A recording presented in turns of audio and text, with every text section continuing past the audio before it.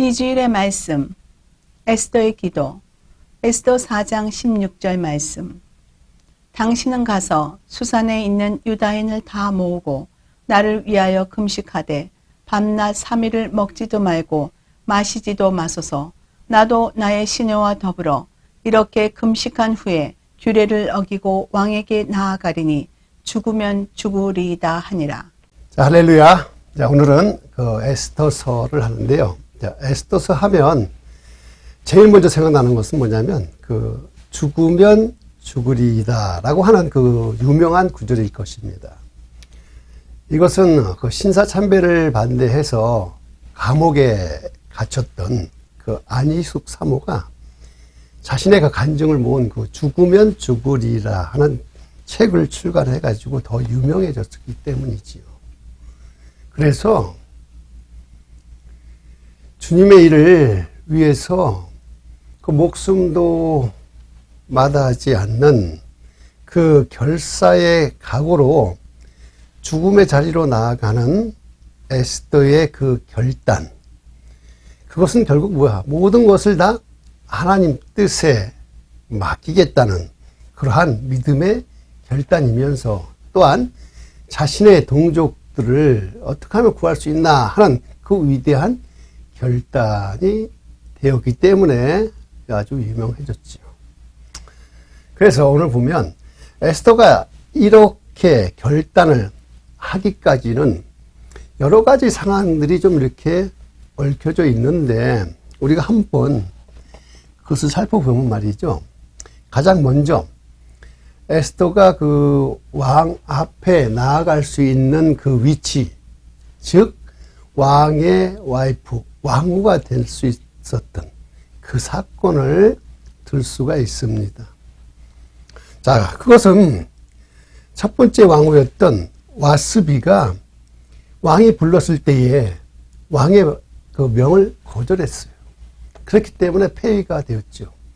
그래서 이로 인해서 새로운 왕후를 다시 뽑아야 되는 그 기회가 생겼다는 것입니다.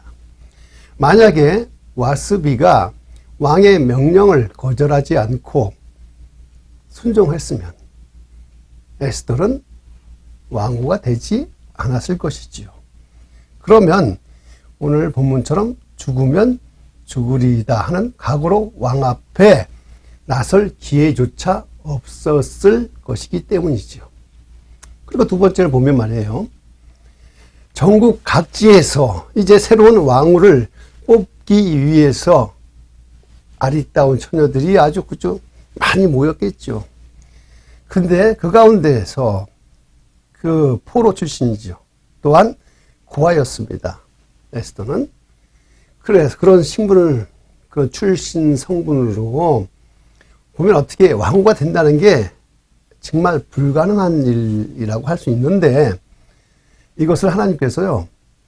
그 궁녀를 주관하는 내시에게 그 사람 눈에 들어서 특별 대접을 받아가지고 결국은 왕의 눈에 들어서 왕후의 자리에 들어갈 수 있었다는 것.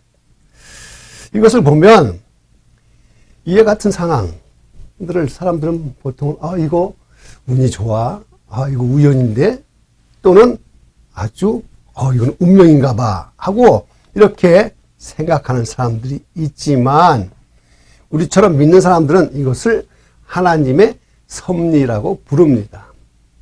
즉 에스더가 그 페르시아의 왕후가 될 수 있었던 것은 모두 다 하나님의 계획 가운데 이루어진 섭리 그 안에서 이루어졌다라는 것입니다. 그럼 이러한 에스더가 자기 민족이 이제 죽을 운명, 풍전등화와 같은 그런 운명에 처했을 때에 처음에는 그 사실을 알지도 못했어요. 왜냐하면 그 궁전 안에만 있었기 때문에 그렇죠. 그래서 모르드게가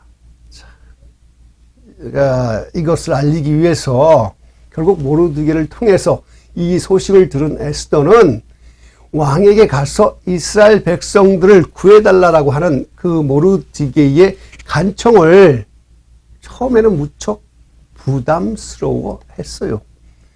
왜 그랬는지 우리가 본문 4장 11절을 한번 보면 말이죠. 왕의 신하들과 왕의 각 지방 백성이 다 알거니와 남녀를 막론하고 부름을 받지 아니하고 안뜰에 들어가서 왕에게 나가면 오직 죽이는 법이요 왕이 그 자에게 금규를 내밀어야 살 것이라. 이제 내가 부름을 입어 왕에게 나가지 못한 지가 이미 30일이라 하라 하니라. 자, 이 말씀을 보면 말씀이에요. 에스더는 페르시아의 법도에 대해서 지금 이야기를 하고 있어요. 즉, 왕이 아직 부르지도 않았는데 왕이 거하는 안뜰에 들어가는 것은 죽을 수도 있다라는 그러한 말입니다. 이것은 당시에 세계 최강이었던 페르시아, 특히 그 왕이었던 그 페르시아 왕을 주위의 수많은 사람들과 나라에서 암살하려고 하는 그런 시도가 늘 이루어졌기 때문에 왕의 그 경호를 위해서 아무 명령도 없이 왕이 거하는 그 안뜰에 들어간다는 것은 결국 죽을 수밖에 없는 당시 왕궁의 법도를 말하는 것이지요. 더불어 에스더는 왕이 자신을 찾지 않은 지가 벌써 30일이 넘었다라고 합니다. 이것은 자신이 아무리 왕후라고 해도 왕의 주위에는 수많은 여자들이 있어요. 후궁도 있고 궁녀들이 있는데 그 왕후인 자신을 지금 부르지 않은 건 자신 말고 다른 여자들 때문에 자기를 잊고 있을 수 있는 그 시점에서 자신이 왕 앞에 나가는 것은 오히려 왕의 심기를 건드리는 것이 아닐까라고 지금 염려하고 있다는 것입니다. 한마디로 지금 내가 나라와 민족을 위해서 나서가지고 자기가 어떠한 피해라도 입지는 않을까 하는 자기 보호 반응에 의한 핑계일 수도 있습니다. 근데 이때 모두르게는요, 다음과 같은 말로 에스더의 마음을 움직입니다. 자, 13절을 보면 모르드게가 그를 시켜 에스더에게 회답하되 너는 왕궁에 있으니 모든 유다인 중에 홀로 목숨을 건지리라 생각하지 말라. 자, 이 말씀을 보면 그냥 계속해서 또 14절 볼게요.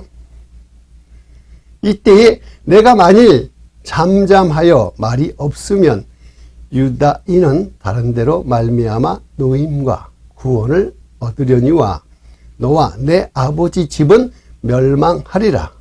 내가 왕후의 자리를 얻는 것이 이때를 위함이 아닌지 누가 알겠느냐 하니. 자, 이 13절과 14절을 통해서 우리가 알 수 있는 것은 모르드게는 에스더가 현재 상황만을 보고 하나님의 뜻을 보지 못하는 것을 지금 꾸짖고 있어요. 즉 이스라엘 백성들이 지금 진멸당할 때까지 너만이 홀로 목숨을 건질 수 있는 것이 아니다. 네가 왕후의 자리에 있게 한 하나님의 뜻이 무엇인지 너는 아직도 모르겠느냐라고 지금 에스더에게 회답을 했죠. 그러면서 계속해서 만약 에스더 네가 못한다면 하나님은 다른 어떤 사람을 통해서라도 분명 하나님의 뜻을 행할 것인데 그때는 너와 내 아버지 집안은 하나님의 징계를 받을 것이다 라고 하는 것입니다. 어떻게 보면 조금 무서울 수 있는 말이지요. 그래서 이 말을 들은 에스더는 이제야 자신이 왜 왕후가 될 수 있었고 또 이 자리에 있었는지 하나님의 섭리를 깨닫게 되었어요. 그러면서 다음과 같은, 오늘 본문과 같은 요구를 모르드게에게 전하죠. 자, 오늘 본문 16절을 봅니다. 당신은 가서 수산에 있는 유다인을 다 모으고 나를 위하여 금식하되 밤낮 3일을 먹지도 말고 마시지도 마소서. 나도 나의 시녀와 더불어 이렇게 금식한 후에 규례를 어기고 왕에게 나아가리니 죽으면 죽으리이다 하니라. 자, 보십시오. 에스더는 이제 자신이 무엇을 해야 할지를 결단하려고 합니다. 하지만 이런 결단을 하기 위해서는 반드시 자신을 향한 중보기도, 즉 금식 기도가 지금 필요하다라는 것을 부탁하고 있는 것입니다.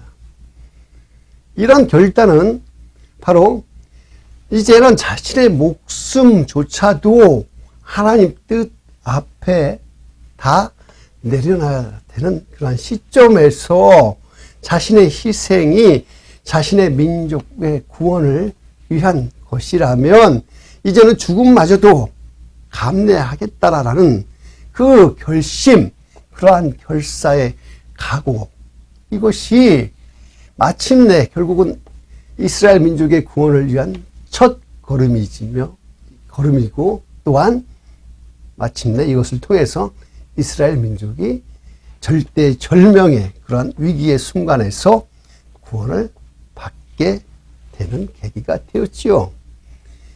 이러한 내용이 전체적인 에스더의 그 내용인데요. 우리는 오늘 이것을 통해서 에스더 지금까지 본 이 본문을 통해서 우리는 다음과 같은 세 가지를 깨닫게 될 수가 있습니다.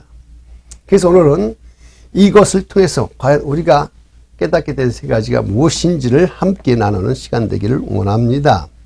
자, 그러면 보면 첫째로 에스더의 기도를 통해 깨닫는 세 가지. 첫째, 모든 세상 일은 하나님의 섭리 가운데 운행되고 있다라는 것입니다.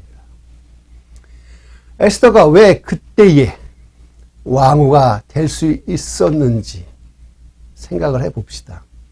그것은 분명히 처음에도 이야기했죠.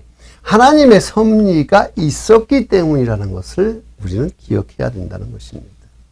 자, 로마서 8장 28절을 보시면 우리가 알거니와 하나님을 사랑하는 자, 곧 그의 뜻대로 부르심을 입은 자들에게는 모든 것이 합력하여 선을 이루느니라.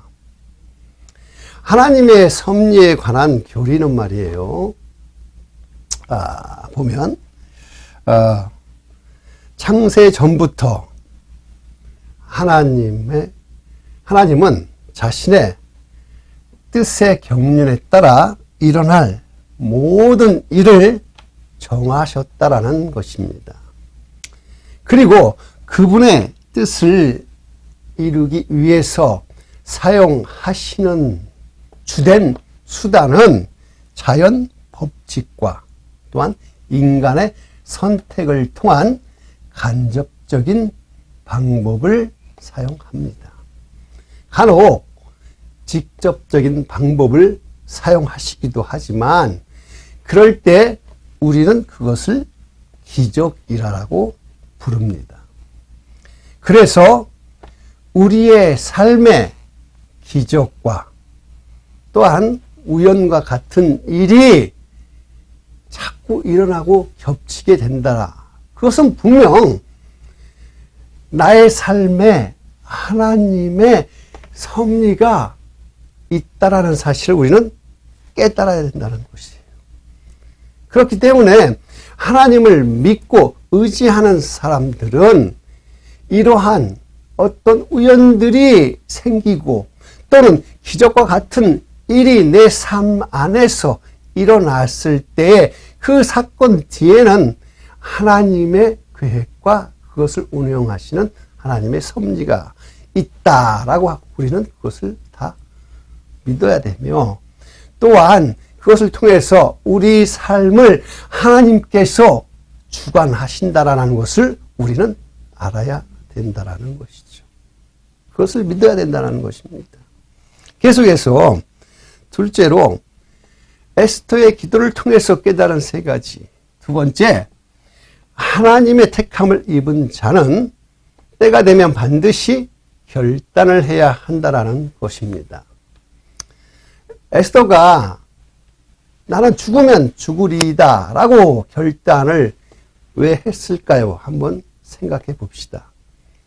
에스더는 자기가 왕후의 자리에 오를 수 있었던 것은 바로 이럴 때, 자신의 민족들이 이 절대절명 위기에 있을 때 자신이 왕 앞에 나가서 이 이스라엘 백성들의 구원을 위해 무엇인가를 해야 하기 때문임을 깨닫고 나서야 이런 결단을 할 수 있었다라는 것이죠.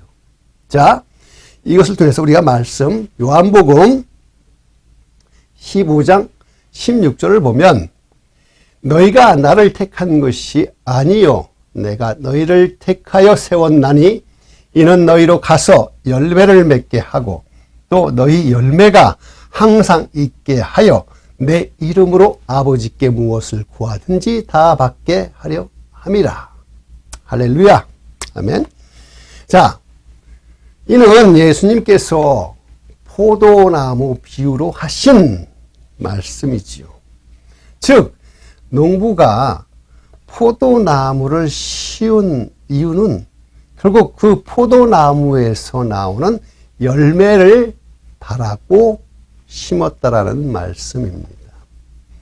즉 하나님께서 에스더를 그 페르시아의 왕으로 세운 것은 에스더를 통해서 이스라엘의 백성의 구원의 열매를 보시겠다라는 하나님의 뜻이 담겨져 있다라는 것이지요. 자, 포도나무가 때가 되면 열매를 맺듯이 에스더는 하나님이 정한 그때, 지금 이스라엘 민족들이 풍전등화 같은 이러한 때에 에스더의 결단이 필요하다는 것이죠. 그럴 때가 바로 지금 온 페르시아 전국 방방곡곡에 왕의 칙령이 떨어진 이제 곧 이스라엘 민족들이 죽음을 당할 이 시기에 에스더의 결단이 너무나도 중요하다는 것이죠. 계속해서 세 번째로 보면 금식하며 드리는 중보 기도는 마침내 결단을 완성케 한다라는 것이지요. 자, 계속해서 사도행전을 볼게요. 사도행전 13장 2절을 보면 주를 섬겨 금식할 때에 성령이 이르시되 내가 불러 시키는 일을 위하여 바나바와 사울을 따로 세우라 하시니. 자, 안디옥 교회가 세워졌어요. 그리고 사람들이 모여서 예배 드릴 때에 그들이 이제 교회도 세웠으니 앞으로 무엇을 해야 하나 하고 결정할 때에 그들은 그들의 자기 생각대로 결정했다는 게 아니라 함께 모여서 금식 기도를 하고 그 금식 기도를 통해서 하나님, 특히 성령님이 시키는 일에 따라서 바나바와 사울을 따로 세웠고 그들을 선교지로 보내기로 결단할 수 있었습니다. 에스더도 처음부터 자신이 결단하기에는 부족하여 모르드게에게 수산에 있는 모든 유다인들에게 자신을 위해서 금식기도 해주고 또한 자기도 자기 신녀와 함께 더불어서 금식기도를 한 후에야 그때서야 죽으면 죽으리라 하는 각오로 결단하겠다라는 것입니다. 금식기도란 우리의 육신을 위해서 먹고 마시는 것을 잠시 내려놔요. 잠시 버리고 오직 하나님 앞에 나의 그 나약함, 자신의 나약함, 연약함을 드러내서 그로 인해서 하나님 앞에 자신을 슬퍼하며 애통해하면서 하나님의 그 은혜를 구하는 기도가 바로 금식 기도라고 하는 것입니다.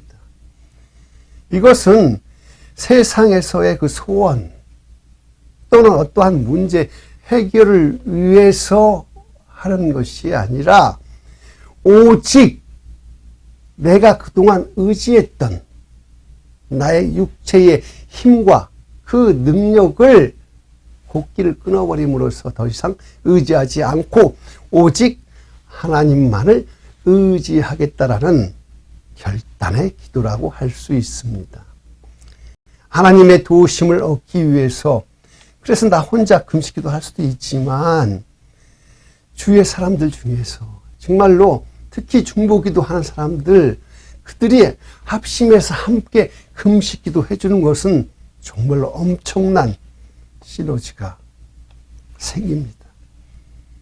그래서 에스더는 지금 모르드게에게 자신이 담대하게 죽으면 죽으리라 하는 결단을 완성하기 위해서 중보 금식 기도를 좀 해주세요.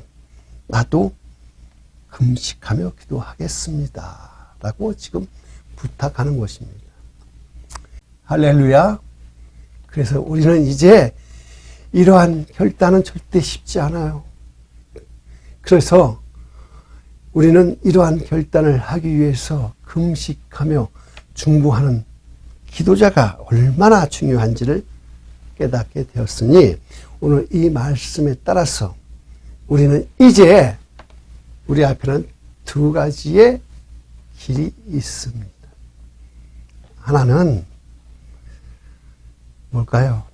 바로 에스더처럼 나는 이제 결단을 할 때가 되었는가 하는 것과 또 하나는 나는 누군가 결단하는 것을 도와줘서 그 뒤에서 금식 중보 기도를 해야 할 사람인가 라고 둘 중에 선택해야 될 상황이 올 수 있어요. 그래서 어느 곳에 어떤 결정을 하든 하나님께서는 우리를 늘 위해서 지켜보실 것이며 또한 그로 인해서 어떠한 결과에 따라 하나님께서는 그 모든 것들 위해 하나님의 귀한 상급이 우리가 오늘 그 천국에 쌓여질 것임을 기억하시고 오늘 우리가 함께 묵상한 그 말씀을 놓고 함께 기도하시겠습니다. 설교 요약. 살아가면서 우연이나 기적과 같은 사건을 만난 적이 있습니까? 과연 그것이 정말로 우연일까요?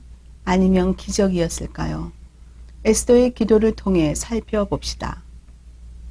에스더의 기도를 통해 깨닫는 세 가지. 첫째, 모든 세상 일은 하나님 섭리 가운데 운영되고 있습니다. 하나님을 믿는 사람들은 결코 우연이나 기적이 없습니다. 그것은 모두 하나님 뜻 안에서 이루어진 것입니다. 둘째, 하나님의 택함을 입은 자는 때가 되면 반드시 결단하게 됩니다. 하나님께서는 상황과 환경을 통해 언젠가는 믿는 자를 결단하게 하십니다. 셋째, 금식하며 드리는 중보 기도는 결단하게 하는 사람을 돕습니다. 이제껏 자신이 의지했던 육체의 힘과 능력을 의지하지 않고 오직 하나님만을 의지하겠다는 결단을 돕습니다. 적용, 내 삶에서 일어났던 여러 가지 우연들이나 기적과 같은 일들은 나를 향한 하나님의 계획 가운데 일어났음을 알아야 합니다. 그러한 하나님의 섭리를 통해 우리는 나는 이제 결단해야 하는가 아니면 나는 누군가 결단하는 것을 도와줘야 하는가 선택해야 할 것입니다.